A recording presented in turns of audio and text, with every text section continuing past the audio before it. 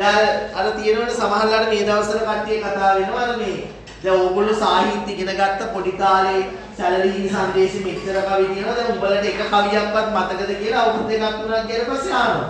ඕ මතක නැහැ තමයි.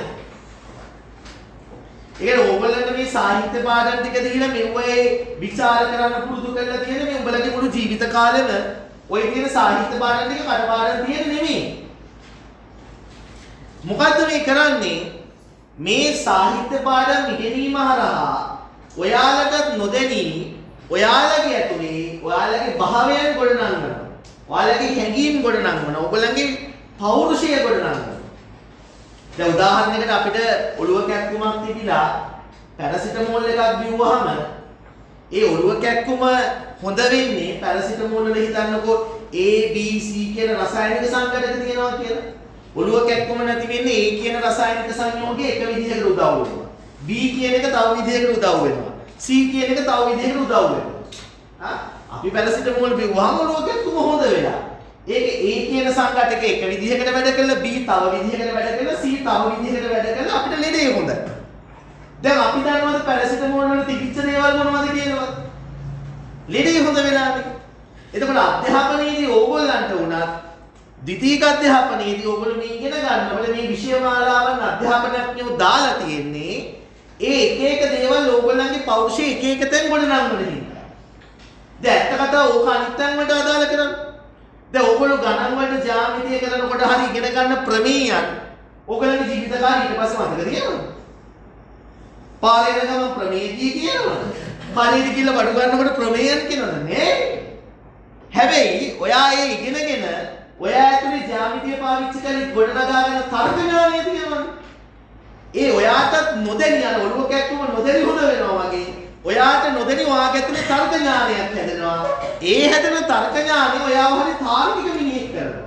ප්‍රශ්නයක් ආවම තර්කානුකූල උත්තර හොයන්න පුළුවන් කෙනෙක් බවට පත් කරනවා. එතකොට ඒකට අර ඔයා කරපු අභ්‍යාස ඔක්කොම මතක තියෙන්න ඕනේ නැහැ. ඉගෙන ගත්ත ගණන් ඔක්කොම මතක තියෙන්න ඕනේ. හැම එකකින්ම කරන්නේ ඔයා තාර්කික මිනිහෙක් කරන්නේ. සාහිත්‍යනොත් කරන්නේ මේ කවි ඉගෙන ගත්තාම ඔයා මේ සැලලිහිණි සංදේශය හරි බුද්ධිල කාව්‍ය හරි එහෙම නැත්නම් ඔය උම්මග්ගදාතකේ හරි ඔයා මේක කටපාඩම් තියාගන්න ඕනේ. හැබැයි ඔයා තුන සියුම්ම වර්ධනය වෙනවා නිර්මාණාත්මක හැකියාවක්. දැන් ඔයා බැද්දේකම ඉගෙන ගත්තාම අර පුංචි මැනිකගේ චරිතය ඉගෙන ගත්තාම වාට ආයේ බැද්දේකම මතක නැති වෙන්න පුළුවන්.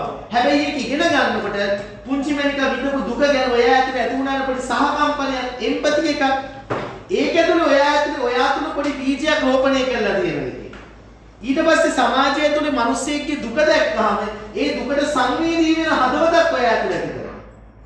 ඒකනේ ඔයා ඒක ඉගෙන ගත්තේ නැතු ඒක කරවන්න කරන්නේ නෙමෙයි.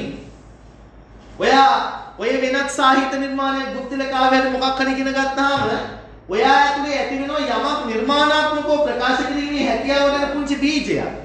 ඒක ඔයා ඇතුලේ වැඩෙනවා. අර පැරසිටමෝල් බිව්වහම ඔළුව කැක්කුම හොඳ වෙන්නේ මොනවද කියලා නොදන්නවා වගේ. ඔයා දන්නේ නේ ඔයා ඇතුලේ ක්‍රියාත්මක වෙන විදිහ. ඉතින් ඒක නිසා මේ විෂයන් විධිමත් හැදෑරීම ඇතුළේ ඔයා ඇතුලේ පරිපූර්ණ පෞරුෂයක් හදනවා. අන්න ඒක තේරුම් අරගෙන වැඩ කරන්නත් ඕනේ. ඒක කොච්චරයි කිව්වත් ඔයාලට ඔය ඉගෙන ගත්ත සාහිත්‍ය මතකද? ඉතිහාසයේදී ඉගෙන ගත්ත ඒවා මතකද? ඔව් ඒවා විෂය කම විතර මතක නෑ. ගණන් කළාට විද්‍යාව කළාට ඔය කරපු ඔක්කොම පරීක්ෂණ ටික, ඔක්කොම නියමයන් ටික ඕවා අපිට මතක හිටින්නේ නෑ.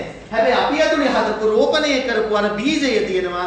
ඒ බීජය අපි වහන සම්වර පෞරුෂයක් කරනවා. අපි ඇතුලේ සම්වර පෞරුෂයක් නිර්මාණය කරනවා.